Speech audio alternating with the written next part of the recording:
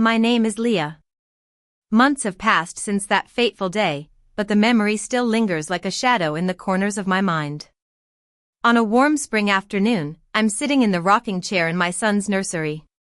My little one, Ethan, now chubbier and more alert, has his eyes fixed on the spinning mobile.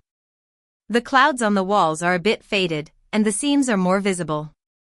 The scratch on the crib from when my husband, Ryan, dropped a wrench is still there, a tiny scar in the wood.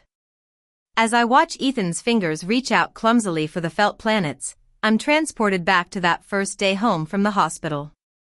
I was clutching Ethan like he was the only solid thing in a world that had turned into a fog. Ryan helped me out of the car, his hand hovering near my elbow as if I were made of glass. The March air was biting at my cheeks, and my stomach was still tender beneath the loose sweatpants I'd tugged on with shaking hands that morning. The house looked the same as the day we'd left for the maternity ward. The same cracked front steps, the same crooked mailbox, and the same dying plant in the pot I'd always meant to replace. But everything felt off, like someone had bumped the picture frame of my life and didn't bother to straighten it. Ethan shifted in my arms, a warm, breathing bundle in his blanket.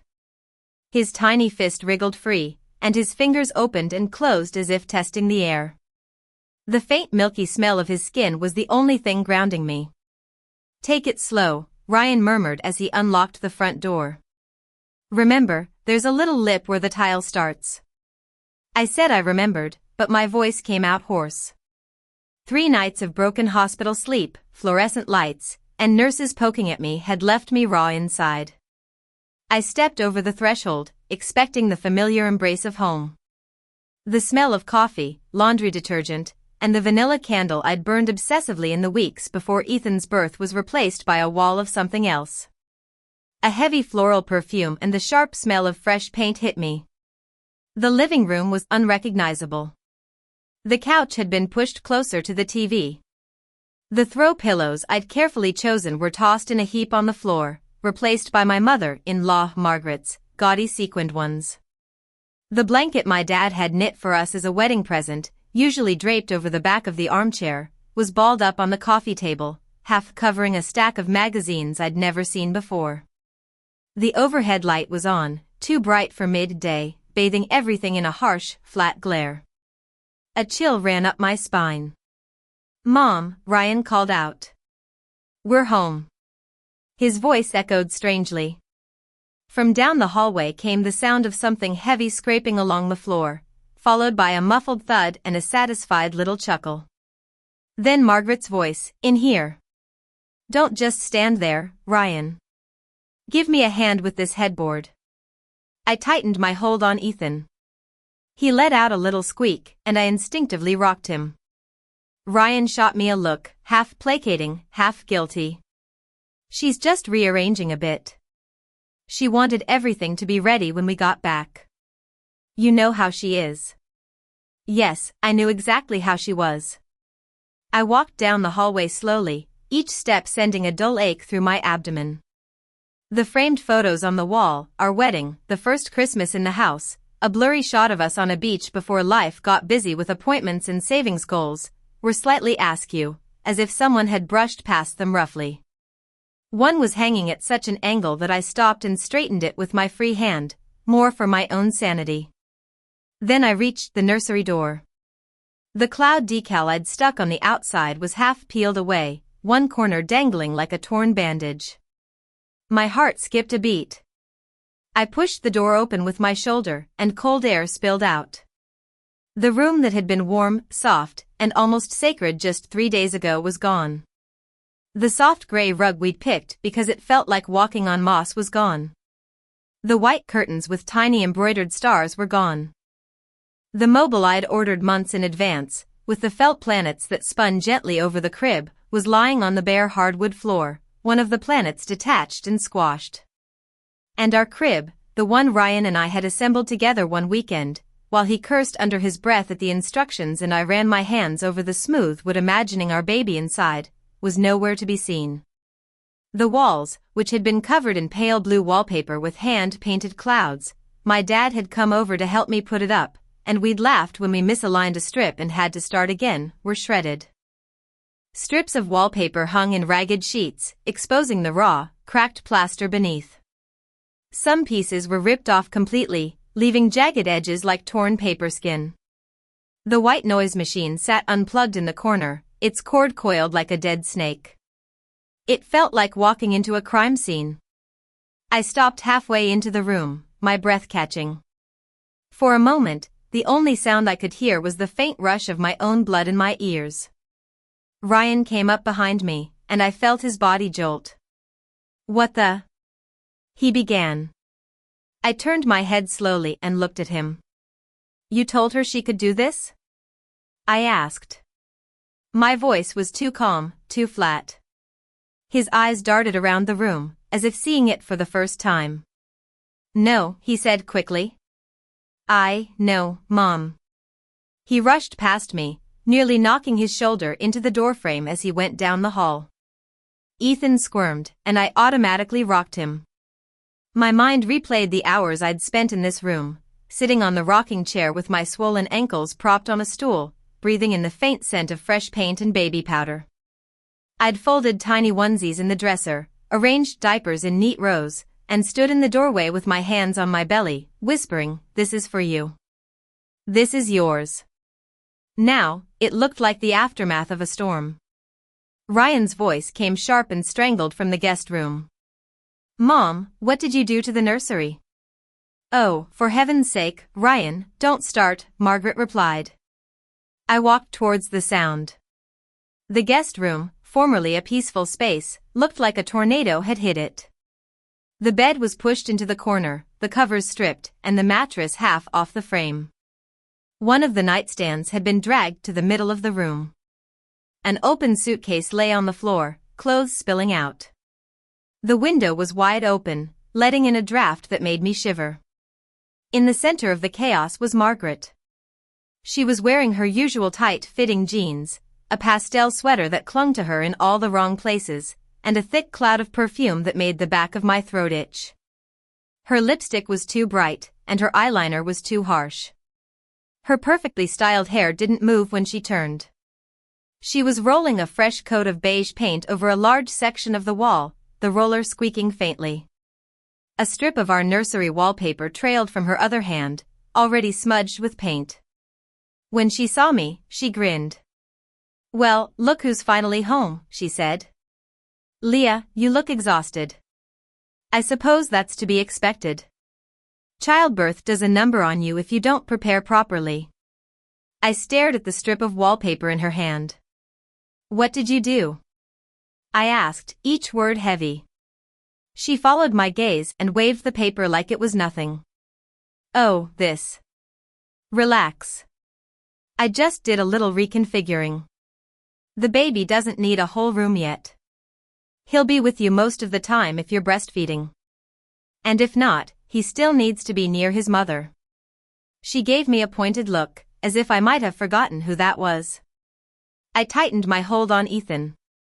"You tore down his nursery, you dragged out his crib, and you ripped the wallpaper." "It was childish," she snapped, dropping the roller into the tray with a wet plop. "Those little clouds and stars. Babies don't care about decor. They need structure, routines, and experienced hands. That room is wasted on an infant. This," she gestured around the guest room, "is a much better space for me." "For you?" I repeated. She smiled slowly and satisfied. "Yes.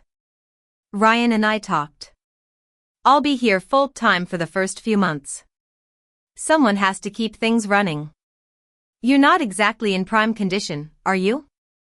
You need rest and help. And I need a room with a bathroom close by and enough space for my things." I interjected, "That little room is the nursery." "It's the nursery." She pursed her lips. "It was a nursery. Now it's the baby's corner in your room. It makes more sense. Why should that space sit empty when I'm giving up my life to come here?" "You offered," I said. "We never asked you to move in." Ryan shifted awkwardly. "Mom, we said guest room," he muttered. "We didn't say demolish the nursery." She rounded on him. Oh, don't you start. You called me in tears, Ryan. Remember, Mom, I'm so scared. I don't know if we can handle this alone. Leah cries all the time. The house is a mess. You begged me to come, so I came. I'm here putting my life on hold, my friends, my clubs, my freedom, to be your support. Forgive me for wanting a proper place to sleep. Ryan went pale. Mom, that was a private conversation. She scoffed. There are no private conversations in family, at least not if you expect help when you need it. I felt like I'd been punched in the gut. Is that what you've been telling her? That I cry all the time? That I can't handle the house? I asked Ryan. My voice was still too calm. He looked trapped. I was venting. It's been stressful. You've been up and down. I just needed to talk to someone. And instead of talking to me, you handed her a script, I said. Margaret threw her hands up. Here we go. The drama. This is exactly what I mean. So emotional, so reactive. Honey, she said, turning back to Ryan with a pitying expression, you know she's not thinking clearly right now. Hormones, painkillers. My doctor told me not to make any big decisions for at least 3 months after you were born. I was a wreck. But luckily, my mother was there to keep things together. I don't know where we'd have been without her. Ryan's shoulders slumped. I thought reusing the room was temporary. I didn't think. You didn't think? I cut in. That much is clear. Ethan whimpered, and I shifted him to soothe him. I spent months in that room, painting, taping, crying over crooked strips of wallpaper, folding his clothes. I sat in that rocking chair with your mother's voice in my head telling me I was too young, too emotional, too something to be a mother, and I did it anyway. I built him a space, a safe place, and you tore it down while I was cut open in a hospital. Margaret rolled her eyes. Oh, don't be melodramatic. They do C-sections every day. It's not the crucifixion. You're fine. The baby's fine. The room can be repainted. It's not about the paint, I said. It's about the fact that you think you get to walk into my home and decide what's yours. She smiled slowly and coldly. This isn't your home, dear. It's Ryan's. He bought it. He pays the mortgage. You moved in. Don't get carried away. Heat rose up my neck. I opened my mouth, then closed it. I could argue about joint finances, about the down payment my father had helped with, about my name on the deed, but I realized it didn't matter. This wasn't about legal ownership. It was about power. She thought it belonged to her. The silence stretched. Ryan rubbed the back of his neck. Mom, you need to put the nursery back. We'll make the guest room comfortable for you. We can move things around there, but you can't just. You're not serious, she snapped, her eyes widening. After everything I've done, you're taking her side. I felt something inside me harden. For once, he's not taking your side. Margaret's head whipped towards me. You've always resented me, from day one. You think I didn't see the way you rolled your eyes when I suggested putting the crib in your room? Co-sleeping is dangerous, you said, as if I didn't successfully raise a child. You think all your books and blogs make you a better mother than me? You think a room makes you a mother? She took a step closer, her perfume pressing against me. Let me tell you something, Leah. A mother is someone who shows up, who stays, who does what needs to be done, even when the little princess is crying because it's not her favorite color of wallpaper. The word princess dripped with contempt. My fingers dug into the fabric of Ethan's blanket. You're right about one thing. A mother is someone who stays, not someone who moves in, declares this nursery is mine now, and rips down a room that isn't hers. Her cheeks flushed. It's a room. You're being hysterical. I took a deep breath and turned towards the front door. Leah, where are you going? Ryan called after me, his voice wobbling. I said, I'm opening the door. The hallway seemed longer than usual. The scuffed runner under my feet felt like a runway. The framed photos watched me go. My hand found the lock, and the deadbolt clicked back. I wrapped my fingers around the cool metal of the knob and twisted. The door swung inward, letting in a gust of cold air and the faint scent of wet earth and gasoline from the street. On the doorstep stood my father. He looked like the sturdy oak tree in his backyard. His work jacket, faded at the elbows, was zipped halfway up over a plaid shirt. His jeans were stained with paint and something that might have been oil. His boots were muddy, and in his hands was the shotgun he kept at the farm. The barrel was pointed down, safety on, not brandished, just present. He took one look at my face, then at the baby in my arms, then over my shoulder at the chaos behind me. His eyes, the same green as mine, went flat and hard. Hi, kiddo, he said softly. You all right? The question cracked something in me. My throat tightened. No, I'm not. Behind me, Margaret's voice floated down the hall. Oh, perfect.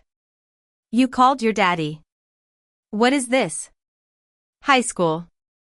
Dad's gaze flicked past me to her, his jaw clenched. He stepped over the threshold, the butt of the shotgun knocking lightly against the doorframe. He didn't raise it. The weight of it in his hands was enough to shift the balance of power in the room. Afternoon, ma'am, he said to Margaret, his tone polite in a way that made the hair on the back of my neck stand up. I'm guessing you're the one who decided my grandson doesn't need a nursery. She sniffed. This is none of your business. This is between me and my son and his wife. Dad looked at Ryan. That true? You think this is none of my business? Ryan swallowed hard. I didn't know she was going to tear the room apart, Dad. Put that thing away. We can talk about this. We are talking about it, Dad said. I just brought a visual aid. Margaret let out a laugh that sounded like a bark. You think you can waltz in here with a gun and threaten me? In my son's home, I could call the police. You're welcome to, Dad said evenly. You can explain to them why you ripped apart a room that wasn't yours to touch while the homeowner was in the hospital. I'll explain why I came when my daughter called me crying and said she didn't feel safe in her own house. We'll see whose story they like better. Margaret's mouth snapped shut. Dad shifted the gun slightly, making sure the barrel was pointed firmly at the floor, then rested it against his thigh. He checked his watch. You've got 5 minutes to pack your things and leave. The words hung in the air, heavy and shocking. Margaret blinked. You can't be serious. Ryan, tell him. Tell your father that I'm not going anywhere. I have every right. Ryan stared at the carpet. Mom, maybe it's better if you go back to your place for a bit. Just until. Until what? She shrieked. Until she drives you into an early grave. Until this house falls apart because Miss Pinterest doesn't know how to handle a real baby, not just a mood board. You begged me to come. And I regret it, Ryan said, the words coming out in a rush. I regret not telling you no. I regret letting you touch that room. I regret every time I let you talk about her like she was a child in front of me and said nothing. She recoiled as if she'd been slapped. You ungrateful boy. After everything I did for you, after raising you alone when your father walked out, I broke my back for you. I worked 2 jobs. I sacrificed my life. And this is how you repay me? By choosing her? Dad said, this isn't about choosing her. It's about respecting your grown son's marriage, something you seem to have a lot of trouble with. She glared at him. You don't get to talk to me about family. You left yours. His mouth tightened. I didn't leave my family. My wife died. I raised my kid alone, and I still knew enough not to move into her house later and rip down her walls as if my grief gave me the right to own everything she built. She faltered. Dad checked his watch again. 4 minutes. Dad, Ryan said. Maybe we don't need. Stop, I said. Everyone looked at me. I shifted Ethan a little higher and stepped forward until I was standing between my father and my mother in